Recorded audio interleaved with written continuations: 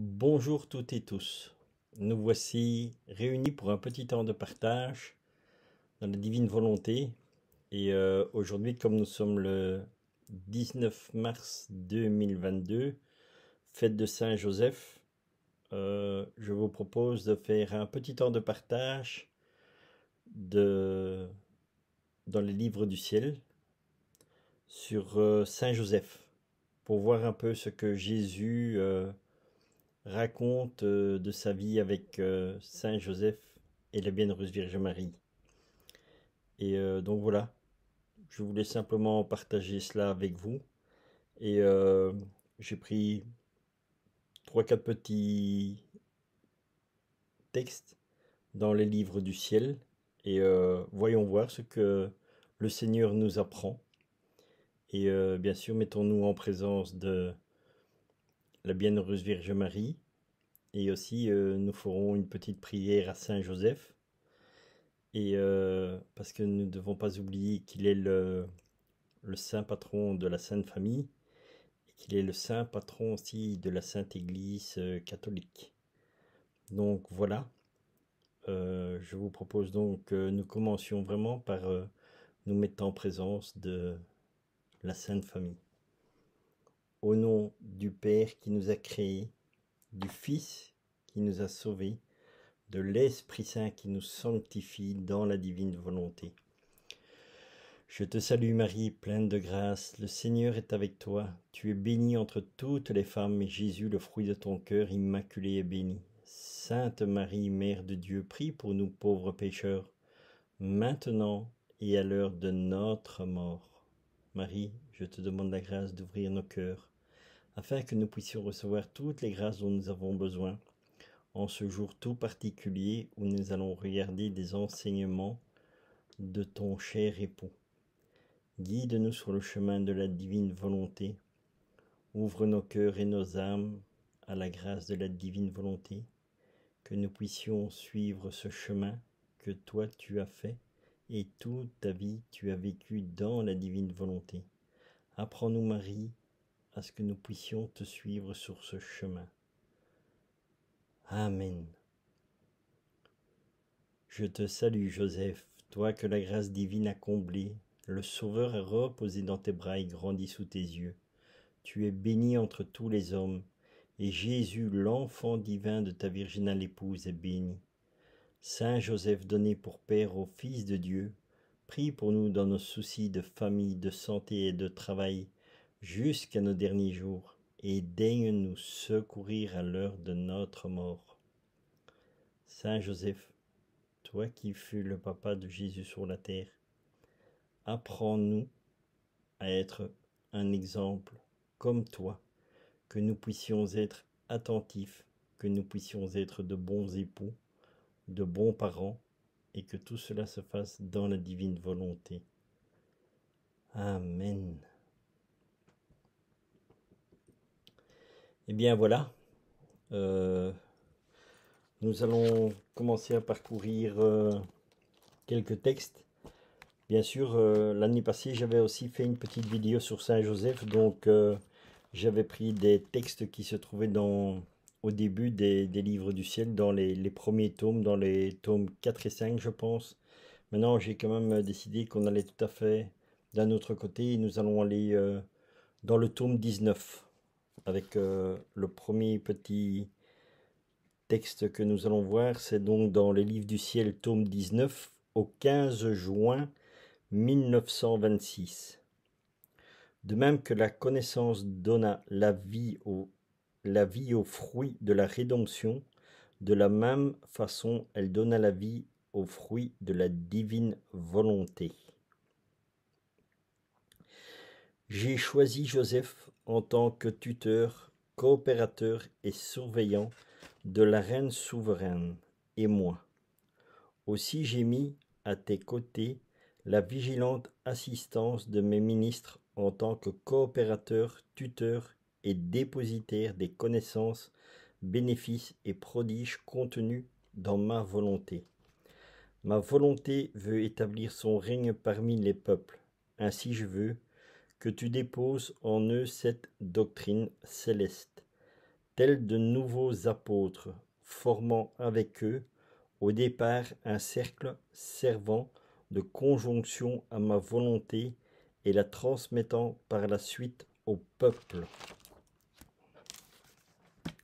Si cela n'était pas ou n'avait pas été le cas, je n'aurais pas insisté autant pour que tu écrives, ni j'aurais permis la visite quotidienne du prêtre, mais j'aurais laissé toute mon œuvre entre toi et moi. Fais donc attention et laisse-moi libre de faire ce que je veux. Voilà, donc ça c'est le premier petit partage que nous faisons donc dans les livres du ciel.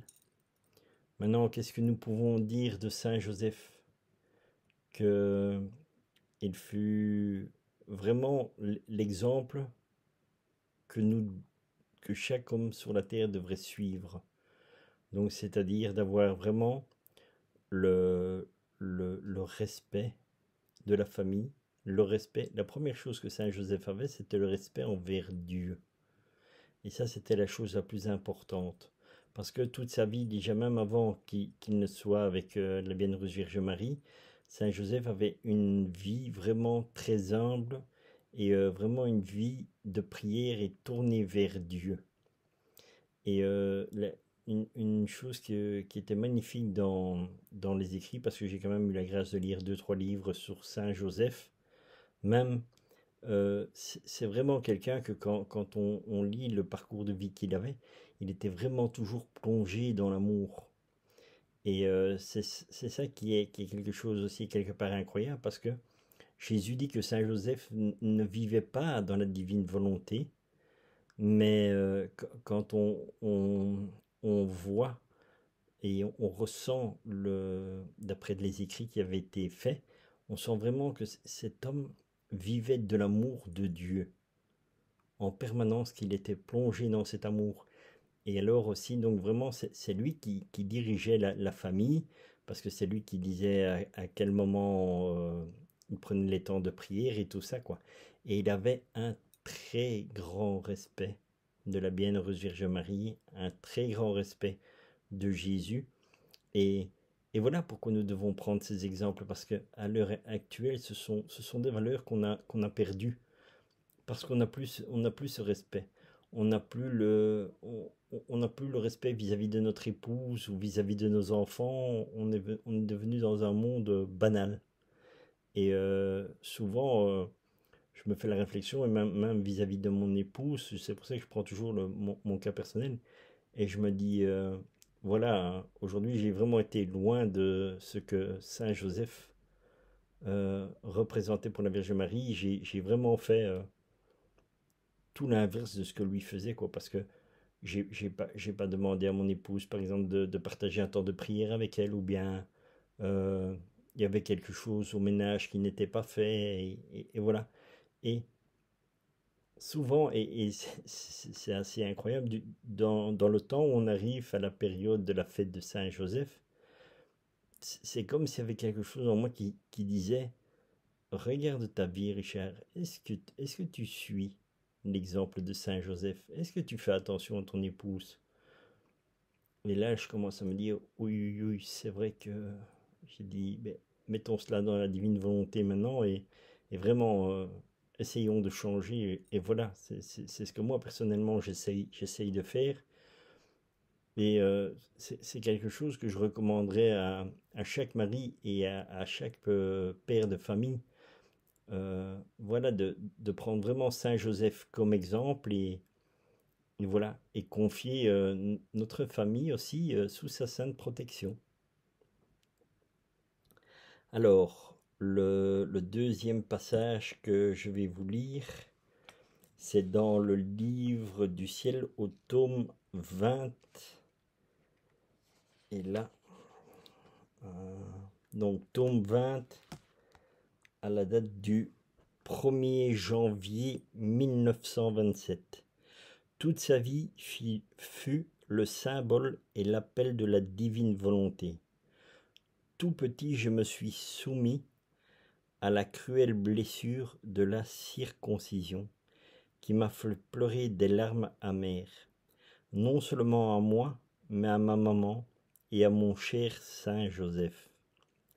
C'était la coupure que je voulais donner à la volonté humaine afin d'y faire couler la divine volonté, pour qu'il n'y ait plus de volonté coupée, mais uniquement la mienne. Petit encore, j'ai voulu fuir en Égypte. Une volonté tyrannique et inique voulait me tuer, symbole de la volonté humaine qui veut tuer la mienne.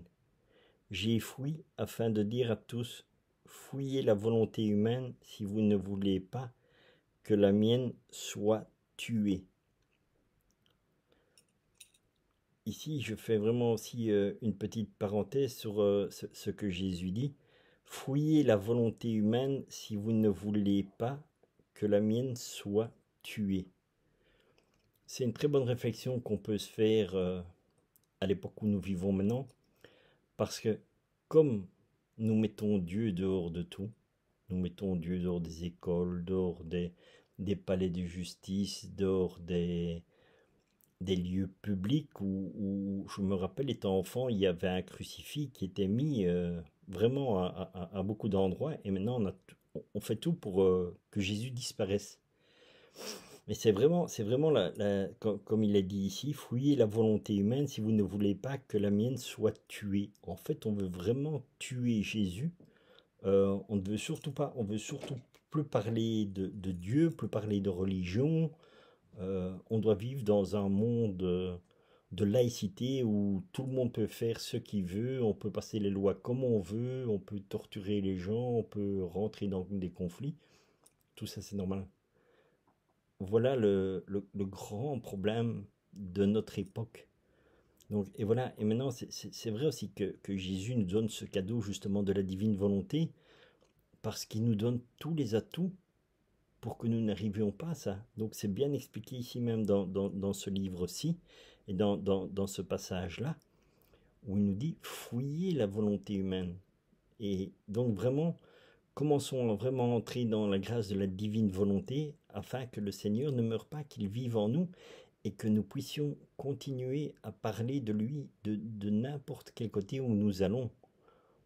Et dire, et n'ayons pas peur de dire quand des hommes politiques ne font pas les choses correctement, n'ayons pas peur de leur dire, parce que c'est de notre responsabilité, parce que c'est ce qu'on dit aussi, même dans les simples chrétiens, la foi sans les actes n'est rien.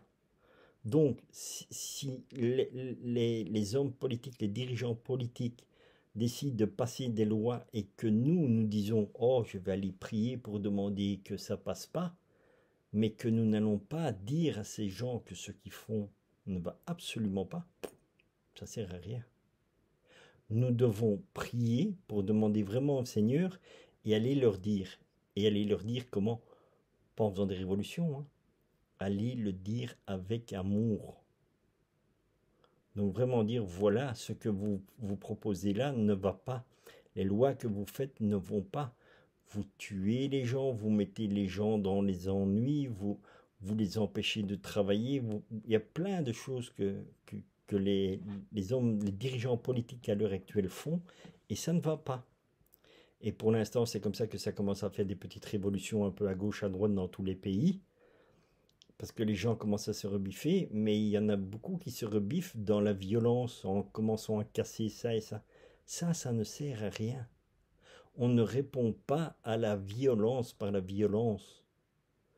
Il faut répondre à la violence par l'amour, parce que seul l'amour peut vaincre la violence. La violence ne fera toujours qu'engendrer de la violence. Et c'est ce que je dis, c'est ce que je reviens toujours avec ce passage dans l'Évangile, où quand on vient arrêter Jésus au jardin de Gethsémani, Pierre sort l'épée, coupe l'oreille du Romain, et Jésus lui dit « Pierre, remets cette épée dans ton fourreau. Ne sais-tu pas que celui qui sort l'épée périra par l'épée ?» Donc n'importe quel conflit, n'importe quelle injustice qu'il y a, ne répondons jamais par la violence, mais toujours par la paix et par l'amour.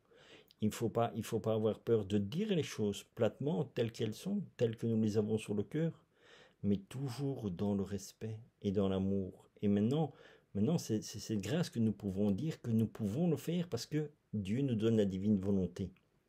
Et la divine volonté, c'est le Seigneur qui va pouvoir parler comme cela à travers nous parce que nous vivons avec Jésus dans notre cœur. Si nous ne vivons pas dans la divine volonté, nous ne pouvons pas aller le dire et le faire parce que ce que nous dirons n'est pas dit dans l'amour. Il n'y a que Jésus qui peut dire les choses avec amour. Il n'y a que lui qui peut amener la paix. Donc voilà, donc commençons vraiment à entrer dans la divine volonté, commençons à faire tout avec Jésus, et Jésus vivra en nous. Et quand nous ferons une remarque quelque part parce qu'il y a quelque chose qui ne va pas, ce ne sera pas dit, ça ne va pas blesser les âmes des gens, ça ne va pas les tuer, ça va les libérer. Parce que c'est dit dans l'amour. Et ce n'est encore une fois, c'est pas nous qui allons le dire, mais c'est Jésus en nous qui le dira. Voilà, ça c'est quelque chose de très important. Alors, continuons ce texte. En Égypte, j'ai vécu comme un étranger au milieu de ce peuple, symbole de ma volonté, qui est considéré par lui comme une étrangère et symbolisant que la personne qui veut vivre en paix et unie à ma volonté doit vivre comme étranger à la volonté humaine. Sinon, il y aura toujours la guerre entre les deux. Ce sont deux volontés irréconciliables. Voilà, donc encore une fois ici. Et c'est ça qui est beau aussi, parce que c'est pour ça que je fais aussi les autres vidéos sur les heures de la passion. En lisant l'heure de la passion, sans la méditer, sans rentrer dans le contexte spirituel, mais voir comment ces heures agissent dans notre vie au quotidien. Et ici, c'est exactement la même chose. Donc Jésus nous donne vraiment ce parfait exemple. Donc cette fuite en Égypte, en réalité, qu'est-ce que le Seigneur dit? J'ai vécu comme un étranger au milieu de ces peuples, symbole de ma volonté, qui est considérée par lui comme une étrangère, et symbolisant que la personne qui veut vivre en paix et unie à ma volonté doit vivre comme étranger à la volonté humaine. Donc c'est ça, ça, ce n'est que spirituel. Donc il pose un acte, il fait un acte dans la vie, et en même temps, ça a une répercussion spirituelle. C'est ça qui est aussi très très important et qui est magnifique, et que bien sûr ce n'est que dans le livre du ciel que nous pourrons comprendre vraiment la profondeur de ce que Jésus nous a enseigné. Même dans la Sainte Écriture, c'est ça que Jésus fait, il nous enseigne. Mais sans les livres du ciel, nous n'avions pas cet éclaircissement et cette profondeur dans la Sainte Écriture. Et c'est ça que Jésus nous donne, le cadeau des cadeaux, le don des dons, comme il dit. C'est vraiment la divine volonté. Entrons dans cette doctrine et commençons à vivre de la divine volonté. Et tout ce que nous faisons, que nous pensons, que nous agissons, que nous travaillons, tout ce que nous faisons, faisons-le dans la divine volonté. Faisons-le avec Jésus. Et que nous ne soyons plus séparés de lui. Après mon exil, je suis rentré dans ma patrie, symbole de ma volonté qui, après un long exil de siècle en siècle, revient dans sa chère patrie pour y régner parmi ses enfants. Et en passant ces étapes de ma vie, je formais son royaume en moi, et je l'appelais par d'incessantes prières dans la douleur et dans les larmes pour venir régner parmi les créatures. Je suis rentré dans ma patrie et j'y ai vécu caché et inconnu. Ô combien cela symbolise-t-il la douleur de ma volonté, vivant caché et inconnu.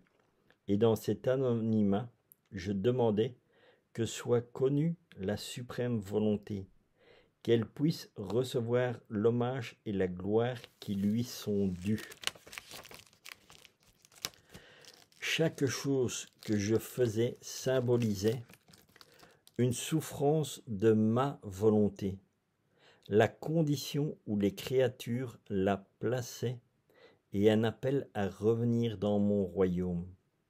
Et c'est ce que je veux que soit ta vie, le constant rappel du royaume de ma volonté parmi les créatures.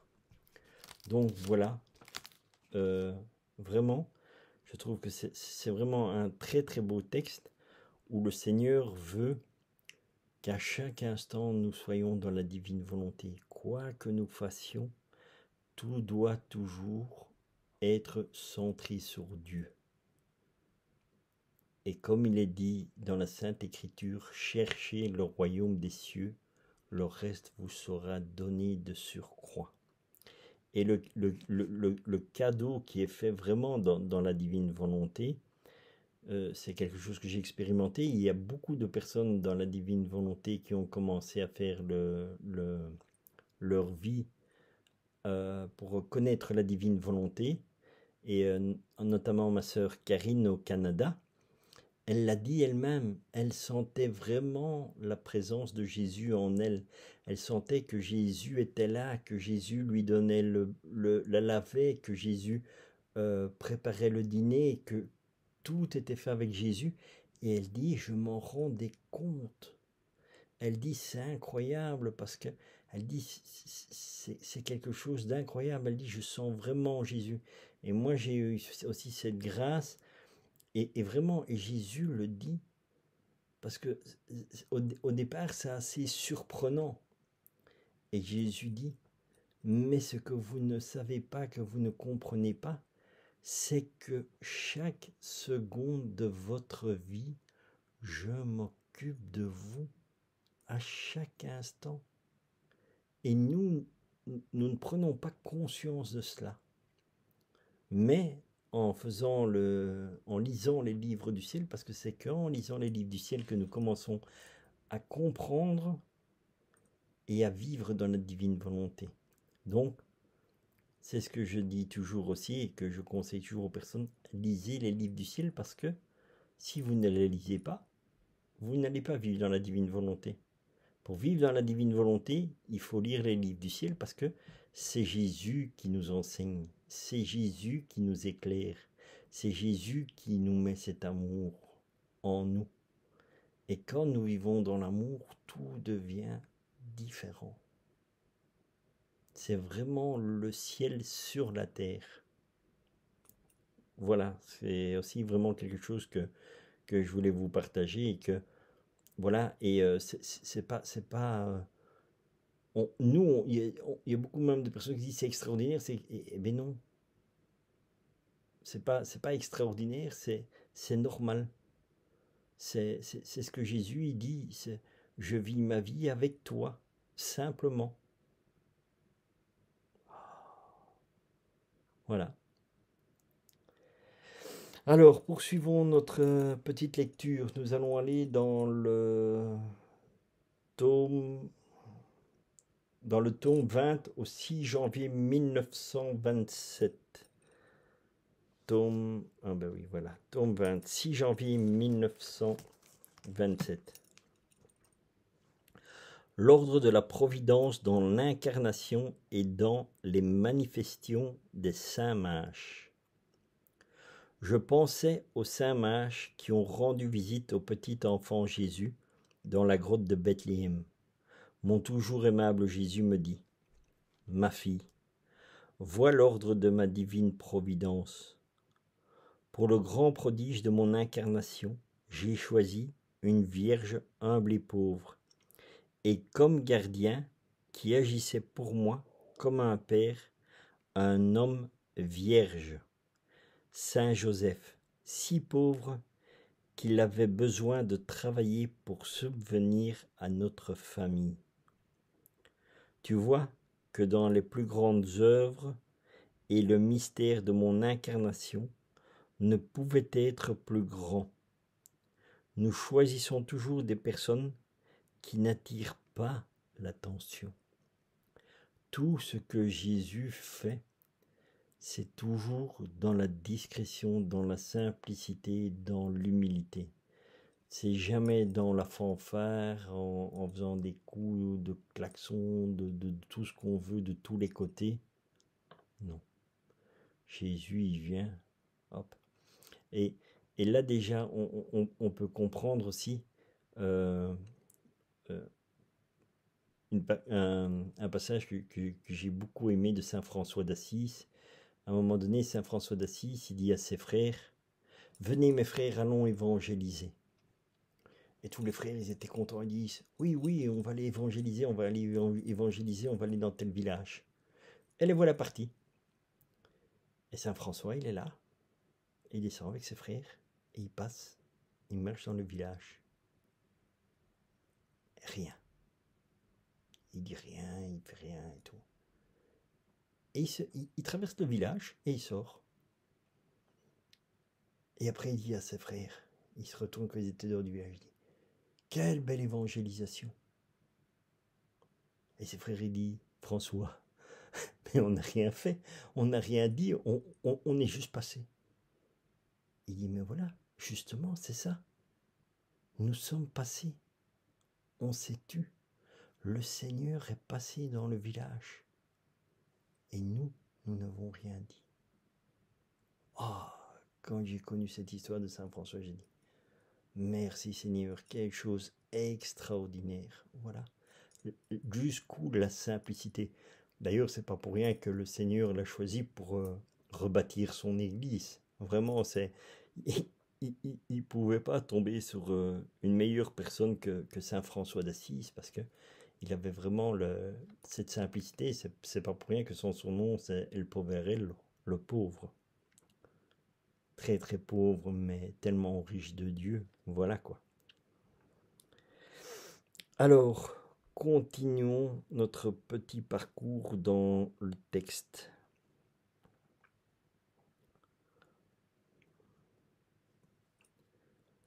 Parce que les dignités, les spectres et les richesses sont toujours des fumées qui aveuglent l'homme et l'empêchent de pénétrer dans le mystère céleste pour recevoir un grand acte de Dieu et Dieu lui-même. Voilà. Et ça, c'est un des gros problèmes que nous avons, et je le partage honnêtement et franchement, et je dis que c'est une vérité, parce que même moi, je l'ai expérimenté. J'ai eu la grâce de voir des choses extraordinaires dans ma vie, des choses du ciel qui se passaient sur la terre, mais vraiment des choses que... Il y a des gens qui ne verront probablement ça jamais dans leur vie. Et au début, tout cela me paraissait extraordinaire et bien. Et j'ai fait comme tout le monde, je suis allé à gauche, à droite, ici et là. Jusqu'à ce qu'à un moment donné, le Seigneur me dit, crois-tu que c'est là que tu vas me trouver? Et là, je me suis dit, oui. Il dit, comment tu vas parler de moi? Puisque tu ne me connais pas. Oui, Seigneur, c'est vrai. Parce que quand nous allons voir des choses, c'est bien d'aller voir une statue qui sointe ou quelque chose comme ça. Mais ça ne sert à rien d'aller courir de tous les côtés. Parce que, de un, c'est de tous les côtés, c'est la même chose. Il y a des choses qui viennent de Dieu, et il y en a qui ne viennent pas de Dieu non plus. Donc, ce sont des expériences que l'on peut faire, mais à condition de comprendre le sens que le Seigneur, pourquoi est-ce qu'il permet cela, et pourquoi il nous le montre. Parce qu'en général, nous allons aller voir une statue qui sointe, ou ci ou là, et on ne s'est pas posé la question pourquoi elle sointe, et qu'est-ce que le Seigneur veut nous faire comprendre à travers cela. Voilà. Et donc, on n'a pas d'enracinement. Et c'est l'une des plus grandes routes où on peut se perdre le plus facilement. parce que on voit quelque chose et en réalité, on est enfumé. Et c'est la même chose qui se passe avec les dirigeants du monde hein, à l'heure actuelle. Ils sont en train d'enfumer les gens avec une chose, et pendant ce temps-là, il y a 10 000 choses qui se passent et qu'on ne voit pas. Quand il y a eu le Covid, c'était tout avec le Covid et ça et ça. Ils en ont profité pour faire des projets de loi, pour les proposer. Les gens plus ou moins regardaient encore qu'est-ce qui se passait. Voilà. Le Covid, il a disparu. Pouf. Qui croient, ça c'est déjà la première chose, qui croient qu'il a disparu. Et puis il y a la guerre qui a commencé avec la Russie et l'Ukraine. Et maintenant, ils enfument tout le monde avec ça. Donc tout le monde est focalisé là-dessus. Et maintenant, les lois qu'ils ont promulguées, ils sont en train de les passer. Et les gens, bien sûr, ils sont tellement omnibulés par ce qui se passe sur la guerre qu'ils ne voient pas qu'ils sont en train de mettre en place des lois pour que nous vivions encore sur de pires dictatures qui existent. Voilà. Et voilà pourquoi tous les enseignements que Jésus nous donne dans les livres du ciel, c'est fabuleux, c'est extraordinaire pour dire, boum, réveillez-vous. Éloignez-vous de ce qui se passe dans le monde. Éloignez-vous de la pensée humaine, de tout ce qui est humain. Parce que vous allez aller à votre perte, parce que l'humanité m'enlève, veut me tuer, comme il l'a dit dans le texte que je vous ai lu. Donc voilà, lisons les livres du ciel, continuons nos prières, notre vie, mais avec le Seigneur. Cette fois, faisons pas les prières comme nous faisions avant, dans notre petit coin, je te salue Marie, parce que, oh, bon, mais je veux ça. Non, non. Demandons vraiment au Seigneur d'avoir une véritable prière, comme la Vierge Marie, elle demande. Hein. Partout, dans toutes les apparitions de la Vierge Marie, qu'est-ce qu'elle demande? Priez avec votre cœur. Même à l'heure actuelle, c'est ce qu'elle dit, priez avec votre cœur. Mais les gens ne comprennent toujours pas. Hein. Et ceux qui sont depuis 20 ans à faire leur chapelet, ils ne comprennent pas que la Vierge Marie, elle se répète toujours. Et alors, il y en a qui viennent chez moi et disent, Richard, la Vierge Marie, partout où elle apparaît, c'est toujours la même chose qu'elle dit. Je dis, et pourquoi elle dit toujours la même chose? Parce que vous êtes sourds. Parce que nous ne comprenons pas. Elle dit priez et priez avec votre cœur. Mais ça veut dire quoi? Ça veut dire que maintenant, comme nous avons la divine volonté, prions dans la divine volonté, que c'est Jésus qui prie en nous. Parce qu'il n'y a que lui qui peut nous donner la prière du cœur. Parce que nous avons un cœur de pierre. Parce que nous avons notre volonté humaine et que tout ce que nous faisons est toujours pour notre intérêt. J'ai commencé à lire l'Envol 2, qui a été fait par Marcel Laflamme au Canada et que le père Dominique Dutène a fait la préface. C'est extraordinaire. Vous allez apprendre des choses là. Et je vais regarder pour juste vous partager cela, ce qui est dit, où on se rend compte que nous sommes vraiment à côté de la plaque façon de parler. Parce que la Vierge Marie nous dit ça, ça, ça et ça. Tous ces points-là, vous n'y êtes pas. Oh. Voilà. Donc, si nous avons ça, ça, ça, ça et ça, au revoir, merci. On n'est pas dans la divine volonté. Pardon, Seigneur. Donc voilà, d'où l'importance toujours de bien regarder les livres du ciel, de les lire, d'être attentif à ce qu'il est dit et de toujours mettre tout en prière dans la divine volonté et avec la Sainte Écriture. Voilà. Et alors, nous pouvons dire que nous pouvons aller. Alors, continuons.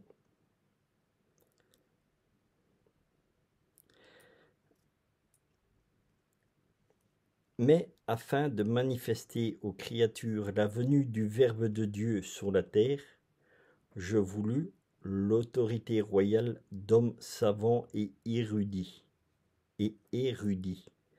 afin que par leur autorité ils puissent diffuser les connaissances de Dieu, qui est né, et l'imposer eux-mêmes au peuple. Mais si l'étoile a été vue par tous, seuls 3 l'ont remarqué et suivi, ce qui signifie qu'ils étaient les seuls à avoir sur eux-mêmes un empire et à avoir formé en eux un petit espace leur permettant de recevoir à travers l'étoile l'écho de mon appel, et sans se soucier des sacrifices, des commérages et des moqueries, car ils se mettaient en route vers un lieu inconnu, et ils devaient entendre bien des critiques.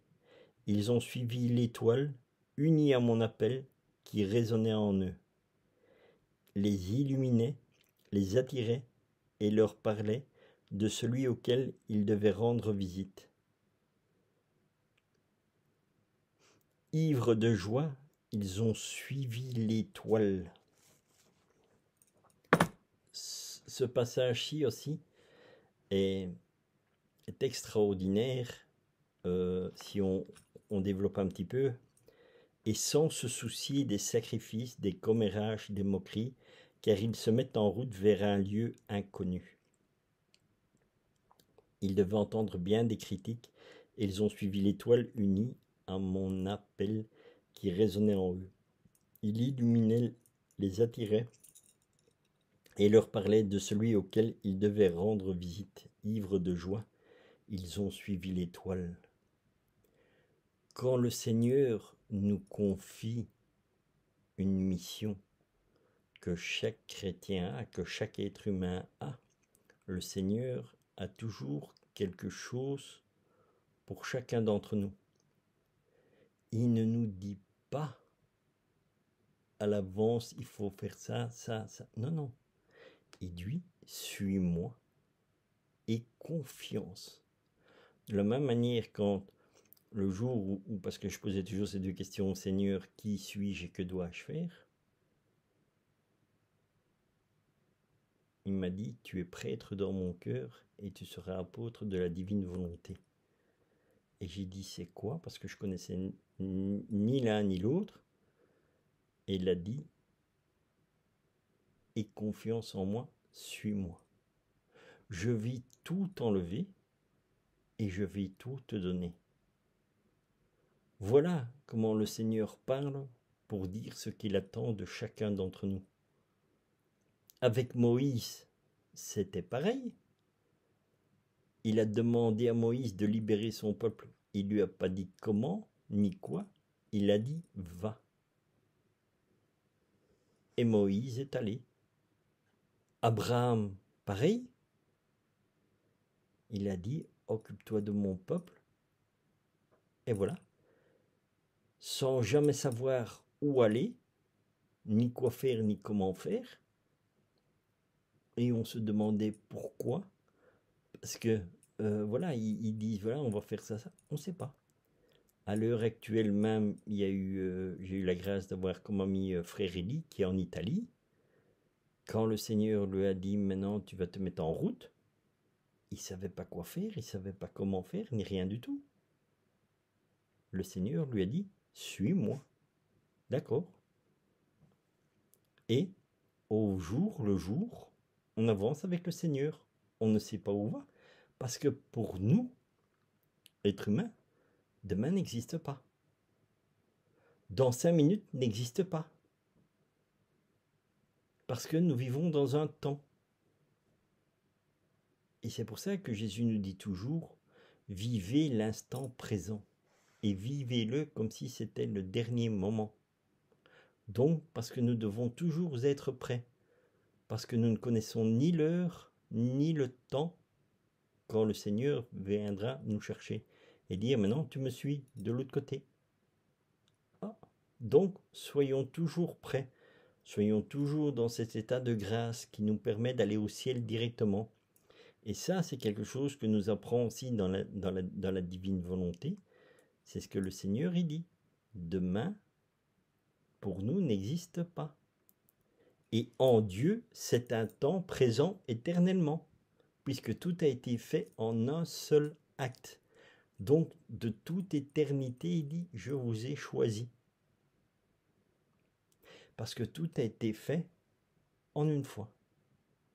Mais nous vivons dans un temps déterminé. Tout simplement.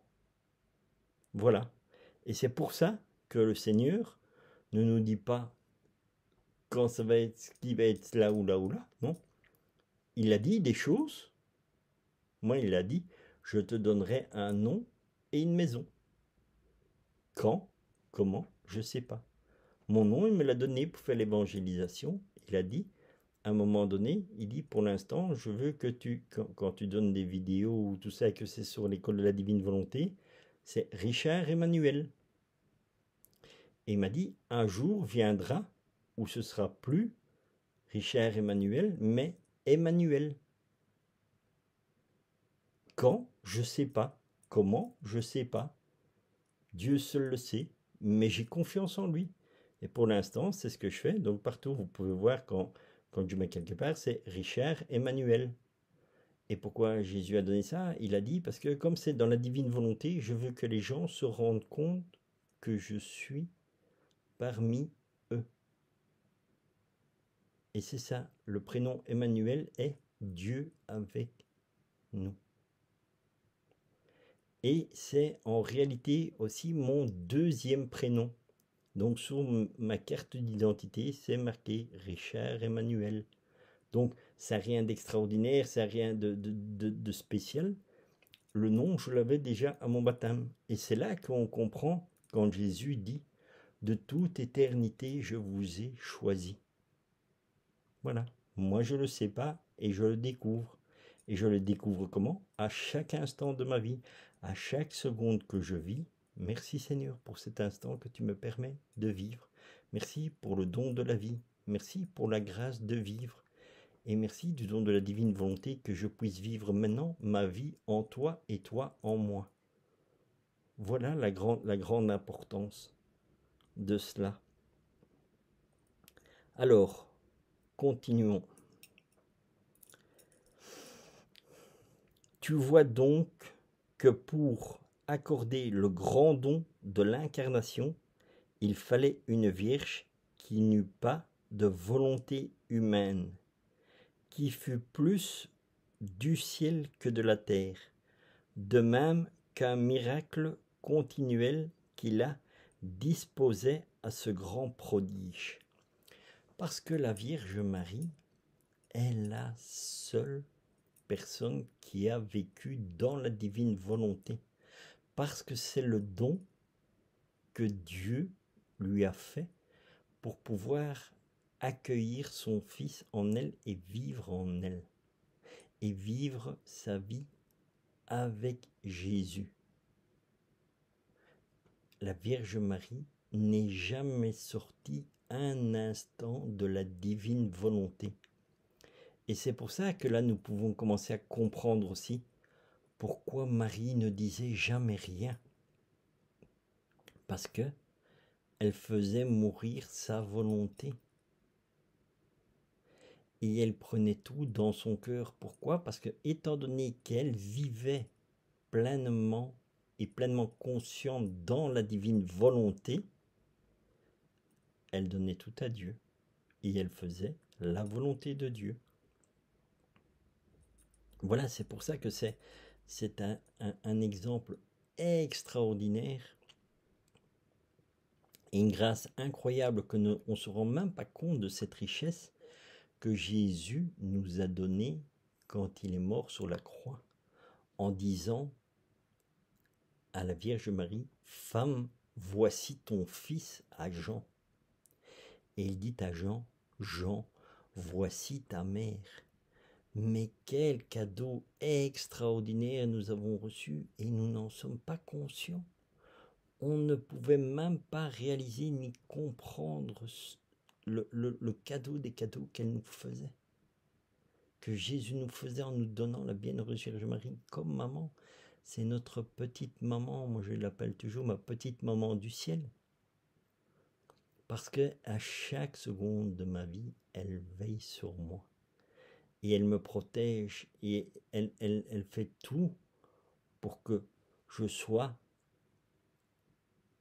dans un cocon. Attention, c'est pas un cocon humain où il va rien t'arriver, mon petit. Non, non, non, loin de là, loin de là. C'est vraiment donner la plénitude de nous faire comprendre l'amour de Dieu. Voilà le cocon de la Vierge Marie qu'elle nous donne. C'est vraiment nous apprendre à vivre en Dieu et avec Dieu. Par lui, avec lui et en lui. Voilà ce cadeau que la Vierge Marie nous fait à chaque seconde de notre vie. Et on va terminer ce texte-ci. Ainsi, nous n'avions pas besoin de choses externes et d'apparence humaine qui auraient pu attirer l'attention des peuples. Donc voilà, au final, encore une fois, toujours la discrétion. La discrétion, l'humilité, la simplicité. Et c'est pour ça que les gens ont très très dur à comprendre la divine volonté. Parce que Jésus est tellement simple qu'on ne peut pas concevoir la simplicité qui est là. Voilà. Donc, et c'est là aussi qu'il faut comprendre les paroles de Jésus quand Jésus dit « Laissez venir à moi les petits-enfants ». C'est pas les petits-enfants comme nous nous connaissons, non, non. C'est l'être humain qui a gardé l'esprit d'enfant. C'est ça. Mais c'est pas un esprit, c'est pas l'ignorance, loin de là. Non, non, c'est une pleine connaissance de la vie de Dieu, de ce que Dieu veut, avec la simplicité de compréhension d'un enfant. Tout simplement. Et voilà, et c'est ça qui est magnifique et que Jésus nous donne à travers la bienheureuse Vierge Marie et à travers Saint Joseph. Ce sont des gens d'une simplicité qu'on ne peut même pas imaginer. Et voilà, comme je vois que le temps passe comme ça, une fois que nous sommes plongés dans les livres du ciel, nous sommes dans le temps de Dieu et il n'y a plus de temps. Voilà, on parle et on lit, on partage les textes du ciel et voilà, et on reste dedans parce qu'on est bien, on n'a pas envie de sortir et voilà, et dire Seigneur, encore. On va quand même terminer encore avec une petite lecture. Et on va dans le tome 21 au 16 avril 1927. Et on va terminer là, comme ça, on a le temps de bien assimiler les petits textes, les lectures. Donc, je vous ai chaque fois donné la référence, comme ça vous pouvez aller vous-même rechercher le texte dans les livres du ciel pour le relire et pour demander vraiment au Seigneur, à Saint Joseph, à la Bienheureuse Vierge Marie, en étant dans la divine volonté, pour continuer à toujours approfondir à la compréhension de ce que le Seigneur veut vraiment nous apporter à travers tous ces enseignements qu'il donne à Luisa Piccarreta. Alors, nous sommes dans le livre du ciel 21 au 16 avril 1927. Dans ses souffrances, la très sainte Vierge Marie trouvait le secret de la force dans la divine volonté. Parce que sa vie était une vie de souffrance, comme Jésus, parce que comme elle était dans la divine volonté, elle n'a jamais été séparée de Jésus, tout ce que Jésus vivait, elle le vivait. Donc voilà. Ma fille, veux-tu savoir comment ma mère, a eu la force de me quitter après ma mort. Le secret de sa force était dans ma volonté, qui régnait en elle.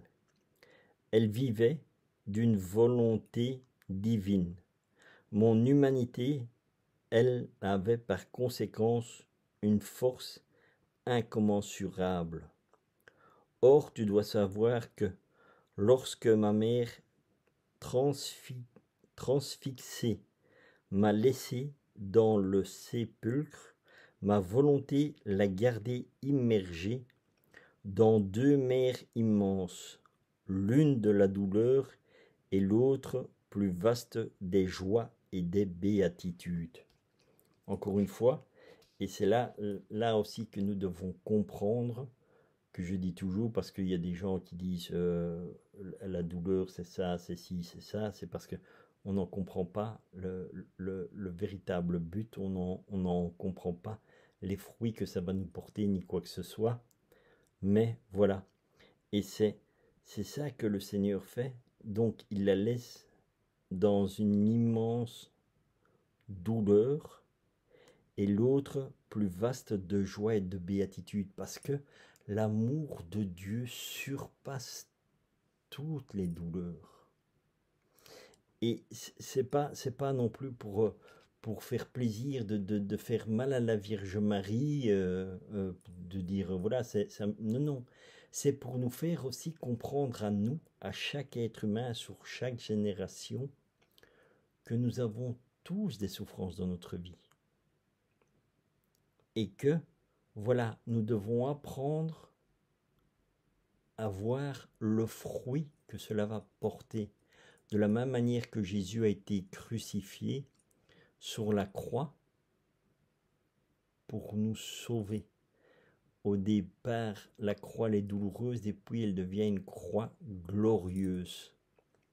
Voilà, et c'est ça. Donc chaque douleur que nous vivons nous donne en réalité de grands fruits. Même si nous n'avons pas cette compréhension ici, nous le comprendrons quand nous serons dans l'éternité. Mais en vivant dans la divine volonté, en apprenant à vivre dans la divine volonté maintenant ici, c'est ça que le Seigneur veut nous donner, nous apprendre à vivre déjà les choses du ciel sur la terre et avoir déjà la compréhension de certaines choses ici sur terre. Voilà, c'est un avantage pour le jour où nous partirons. Alors, continuons. Et si la mer de douleur lui faisait souffrir tous les martyrs, l'autre mer de joie lui donnait le bonheur. Sa belle âme me suivait dans les limbes pour participer à la fête organisée pour moi par les patriarches, les prophètes, sa mère et son père et notre cher Saint Joseph. Parce que nous voyons Jésus agonisant sur la croix dans d'atroces souffrances et tout. Et quand Jésus meurt, il descend. Parce qu'à ce moment-là, c'était les limbes, les enfers comme c'est appelé. Parce que tout le monde allait au même endroit. Et quand Jésus meurt sur la croix d'atroces souffrances, il descend et c'est la fête. C'est la gloire. Parce que il a vaincu la mort. Mais humainement, on ne peut pas le comprendre. Nous le voyons sur la croix, mort, boum, voilà, hop, une plaie vivante. Et nous sommes tous là à pleurer, à dire ci, ça, ça. Et Jésus, il descend et c'est la fête. Parce que tous ceux qui sont enfermés dans les limbes vont aller au ciel. Parce que Jésus, il est venu pour ouvrir les portes du ciel. Et c'est pour ça que quand Jésus arrive dans les limbes,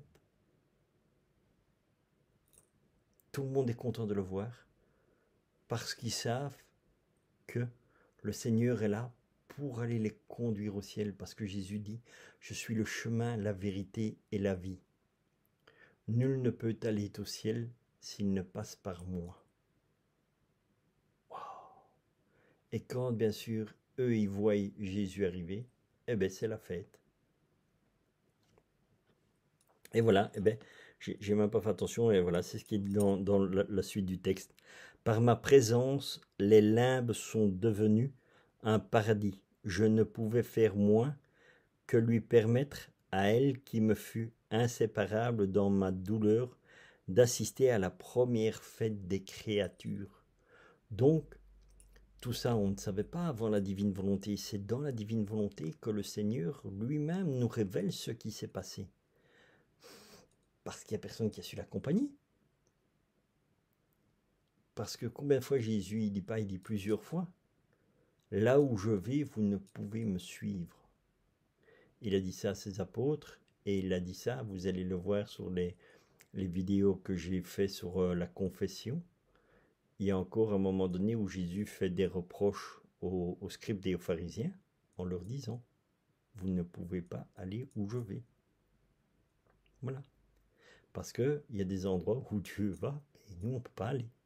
Mais Dieu étant Dieu, il peut aller où il veut et faire ce qu'il veut. Sa joie était si grande qu'elle eut la force de se séparer de mon corps pour se retirer et pour attendre l'accomplissement de ma résurrection et l'achèvement de ma rédemption. Nous voyons la Vierge Marie qui est représentée vraiment dans cet état de douleur quand elle reçoit son fils dans les bras et tout ça. Donc on voit cet acte humain qu'elle a, ces réactions humaines, de pleurer, d'être dans une tristesse et tout. Et pourtant, elle fait la fête avec Jésus. Parce que Jésus lui la prend avec, parce que c'est ce qu'il dit, elle devait participer à cette fête. Et ça, ce sont les grands mystères de la foi. Ce sont des grands mystères que, humainement, on ne peut pas comprendre. Mais par la grâce de Dieu, par la divine volonté, la compréhension que le Seigneur veut nous donner pour que notre cœur, notre âme et notre esprit s'ouvrent à sa lumière, parce qu'encore une fois, nous, on ne fait rien. On ne saurait pas le faire, mais Dieu nous le donne. Et par ça, nous comprenons ce qui s'est passé. Merci Seigneur, vraiment. Voilà le cadeau des cadeaux. Et on va terminer. La joie la soutenait dans son chagrin, et son chagrin la soutenait dans la joie.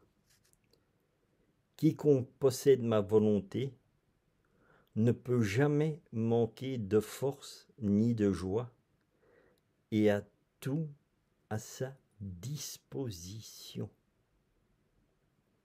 Et c'est pour ça que dans la divine volonté, on ne demande plus rien. Parce que nous le vivons d'office avec Jésus. Nous sommes en Dieu et Dieu est en nous. Quoi qu'il se passe, je te remercie. Parce que tu es mon Père. Voilà.